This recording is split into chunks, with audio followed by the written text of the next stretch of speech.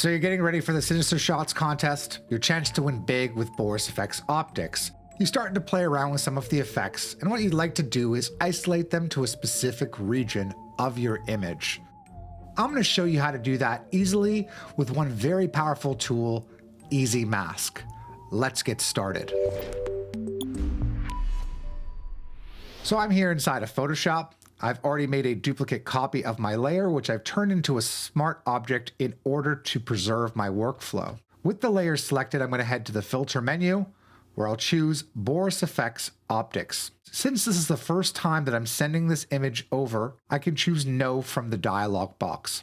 All of the mask tools you're looking for are in the Layers tab. I'll come here to the top left-hand corner where I can see the current layer selected.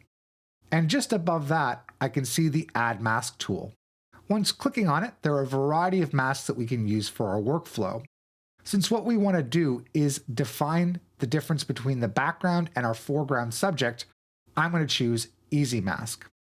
We can see a mask is added to our layer, but it hasn't been defined yet. And for that, we're going to use a paintbrush tool. The current tool selected is for painting on the foreground. We can change the size of the brush from here, or if you're used to the shortcuts in Photoshop, they transfer, so you can use your right and left square brackets to increase and decrease the size of the brush. I'm going to make some very rough strokes over the floating subject, changing the size of the brush stroke with those shortcut keys.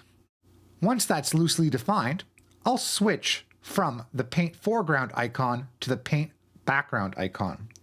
I'll make my brush size bigger, and first of all, get some quick strokes just around the subject, and rough lines around the outside regions of the image.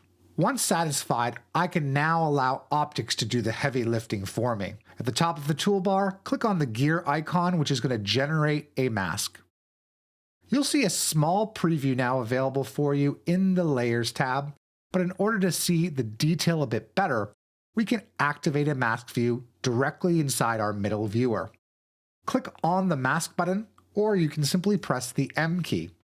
In order to see this without the paint strokes, there is an overlay icon identified by a crosshair, which you can toggle on and off, or simply press the 0 key. The great thing about this view is we can continue to redefine our mask inside of it. So I'm going to switch back to my define foreground, change the size of my brush stroke, and maybe draw over a couple other areas, to which I will now generate a new mask result, toggling that paintbrush on and off as required. I'll switch out of my mask view, head to the Stylized tab category, where I'll head down to Apply S_Prism Lens. In order to see this effect better, I'll turn off the overlays and see that Prism Lens is now limited to our foreground subject. What I'd like to do is invert my selection. With the mask still selected on the current layer, I'll click on the Invert Mask button, where we can now see Prism Lens appears behind our selected subject. I'll scroll down in the bottom presets area and choose the Linear String Out effect, starting to get the position of the prisms and the reflected shapes just the way that I want.